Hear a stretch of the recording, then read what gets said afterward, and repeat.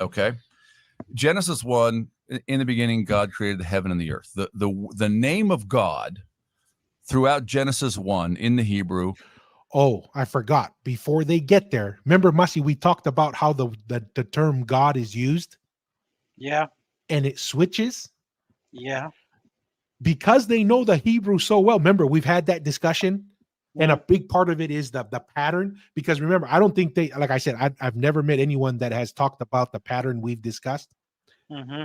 This is where the nuances of this pattern not only explain the changes in the names being used, but the hows and the whys. And depending on the flow, we might get into that a little bit deeper. But they're going to get into that conversation that we've had on the different uses of the name God in the creation account, and how some people think they're two separate creation accounts and others who think it's just one.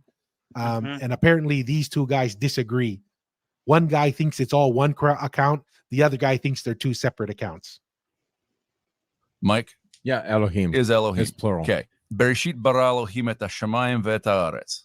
Yeah, which roughly translated, well, is in the beginning, but Berosh is like in the head or in the first place.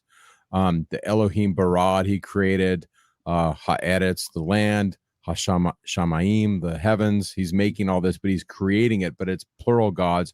And then in Genesis 1, you see how the terms make and create, they use it synonymous. Yeah. They don't distinguish between the two, even though in the Hebrew, bara and the other, that's for make, create has a separate term, but everybody just combines those into the same thing, but they're definition. Not. Yeah. Correct. And if anybody wants to dig deeper into that, we do in our last creation account, we go into detail on what we call the godly creative pattern, that just like the name of God matters, the terms make, create, and form are significant, and they matter a lot as well.